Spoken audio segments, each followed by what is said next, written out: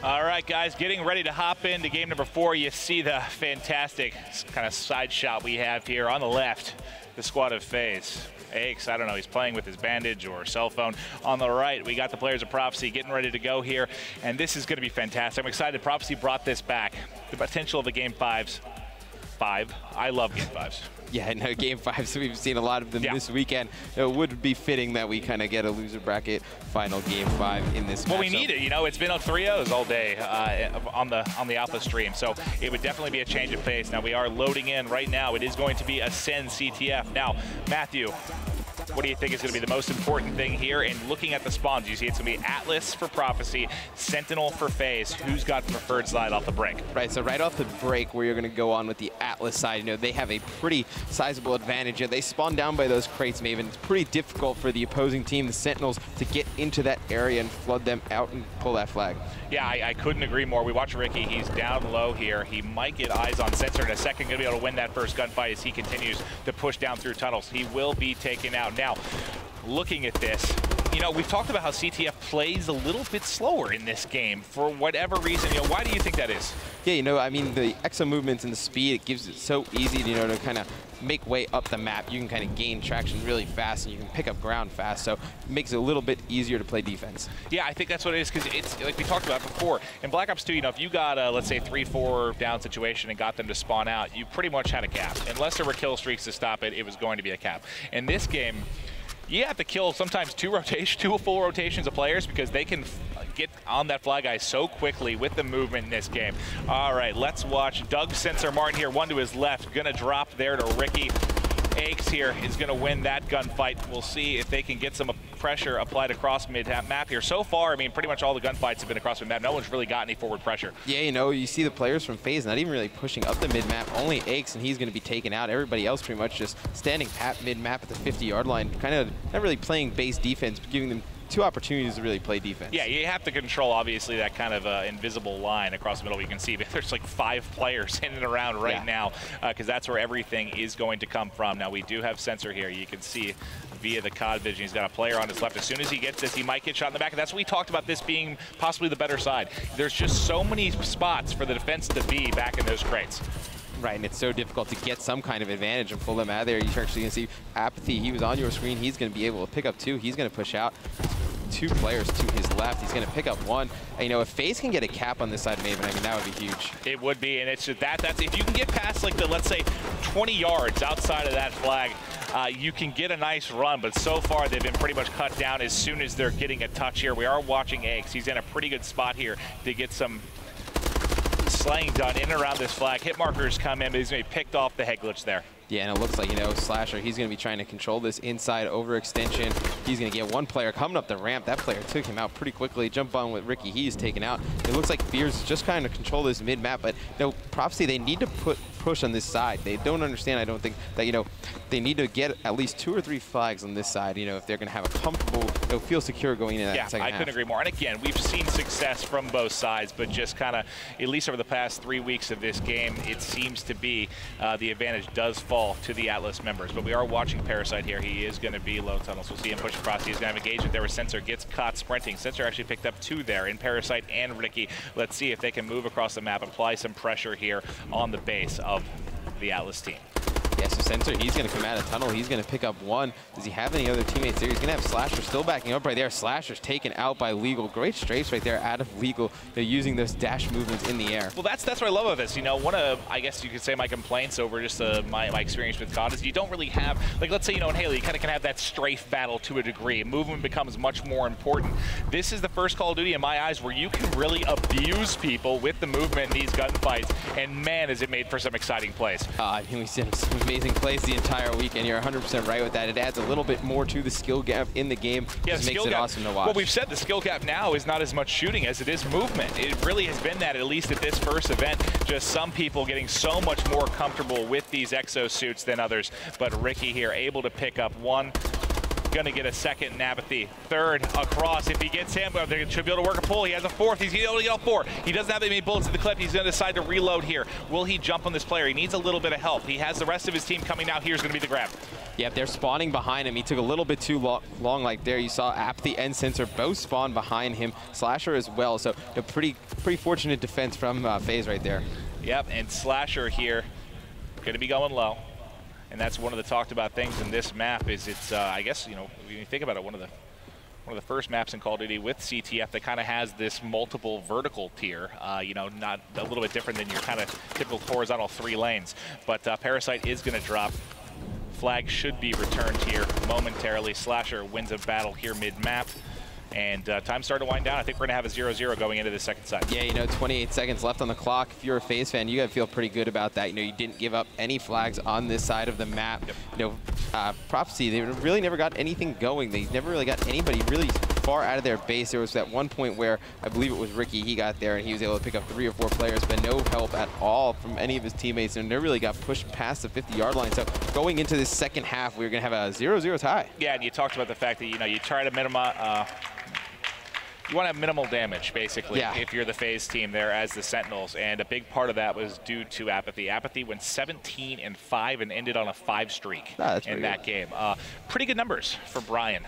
Yeah, so 17-5. I think we should start off with him. If they can get a cap on this side, I think that would be huge. It would force Prophecy to overextend a little bit, leave that base a little bit more open. Obviously, on the more advantageous side is FaZe right now. I know it would let them run the score up a little bit. Exactly, and if they get one, you know, they're not going to turtle, but you can play a little bit more defensively on this side. Because like we said, you have this big open crate area by their flag, which is pretty easy to defend. But Sensor here going to whip around, trying to get this kill, going to get the hip fire. It will connect. You see there is a flagpole here. Did he go below him? He did. He tried to jump back there. We'll see. It's Ricky. Okay, well, so much for this side. Ricky is across. This is going to be a cap as long as one player drops, and that was Parasite that won a gunfight. And they're going to get on the board so quickly. Take back everything I said. Yeah, I mean, huge plays right there from Ricky. I mean, able to get that flag out and bring it. I think he kind of juked out the player in the inside. I believe it was Sensor we were on with. You know, he thought he was going to go inside the base and actually went low, and there's going to be an engagement on the FaZe, on the flag of Prophecy right there. It's going to be Apathy, and it looks like he's going to be able to get this one out if he can just move around that wall. There he goes. That stick on the wall, is that going to cost him? It might have. Looks like that's going to cost him. That's pretty unfortunate. You see Aches, he's going to pick up the flag, but it looks like nobody else is there to pick that up. You know, if he would have been able to get around that wall, Maven, he definitely would have had a cap. You know, you heard Mud Dog and Ray say it during that bit. It's a game of seconds, and that second he hit the wall might have really cost him because I think he would have got through the doorway there. Regardless, 1-0 lead right now for Prophecy. Plenty of time on the board for FaZe to mount a comeback. Yeah, and you see Ricky again, he's going to be putting pressure on these crates. And he's going to pick up 2, and he's going to try and bring this right up the middle. He's got 2 teammates behind him. Fears is going to take out one player, Parasite another, and they're going to get another cap. Who's that far left? Can we highlight that player? One player right here is Apathy. He's going to be taken out, but that's another cap. So, you know, we haven't seen this all day. You know, from the other side, me and Puckett casted this game earlier.